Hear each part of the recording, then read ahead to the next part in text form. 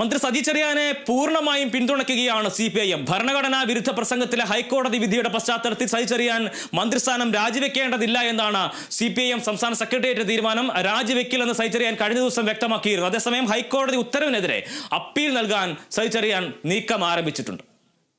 സജി ചെറിയാന്റെ ഭരണഘടനാ വിരുദ്ധ പ്രസംഗത്തിൽ ധാർമ്മികത മുൻനിർത്തി ഒരിക്കൽ രാജിവെച്ചതാണെന്നും വീണ്ടും രാജിയുടെ ആവശ്യം വേണ്ടെന്നുമാണ് പാർട്ടി തീരുമാനം.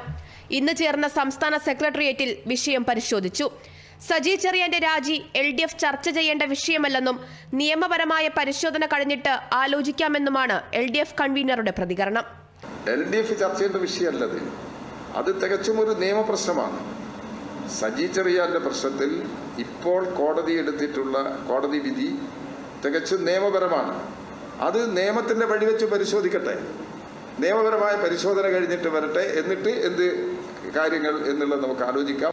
വിഷയത്തിൽ പുനരന്വേഷണം വേണമെന്ന ഹൈക്കോടതി വിധി സജി ചെറിയാന്റെ ഭാഗം കേൾക്കാതെയാണെന്നുള്ളതും പരാതിയിൽ പറയുന്നയാൾ മന്ത്രിയായതുകൊണ്ട് വിശ്വസ്തനായയാൾ അന്വേഷിക്കണമെന്ന് കോടതി തന്നെ പറഞ്ഞതിലുമൂന്നിയാണ് മന്ത്രിക്കുള്ള പാർട്ടിയുടെ സംരക്ഷണം.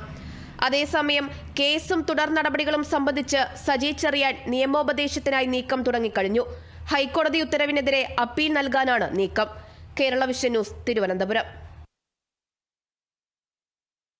സജി ചെറിയാൻ മന്ത്രിസ്ഥാനത്ത് തുടരുന്നതിൽ ധാർമ്മികതയുടെ പ്രശ്നമില്ല എന്നായിരുന്നു മന്ത്രി P. രാജീവിന്റെ പ്രതികരണം. അദ്ദേഹത്തിന്റെ ഭാഗം കൂടി ഹൈക്കോടതി കേൾക്കേണ്ടതായിരുന്നു. ഇത് സംബന്ധിച്ച് നേരത്തെ തന്നെ സുപ്രീം കോടതി ഉത്തരവുകൾ ഉണ്ടെന്നും സ്വാഭാവിക നീതി നിഷേധിക്കപ്പെട്ടുവെന്ന് സജി ചെറിയാൻ തന്നെ അക്കാര്യം വ്യക്തമാക്കിയിട്ടുണ്ടെന്നും P. രാജീവ് പറഞ്ഞു.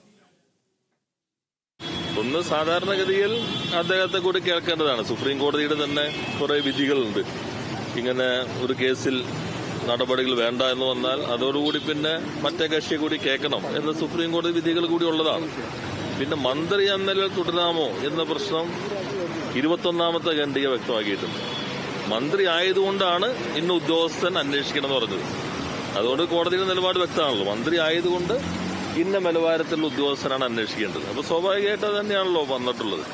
മറ്റു കാര്യങ്ങൾ ഈ ഭാഗം നിയമപരമായിട്ട് അദ്ദേഹത്തിന്റെ ഭാഗം കൂടി കേൾക്കേണ്ടതാണ് എന്നുള്ള സജി ചെറിയാൻ പറഞ്ഞ ഭാഗം അത് വളരെ ശരിയായ ഭാഗമാണെന്ന് തോന്നുന്നു.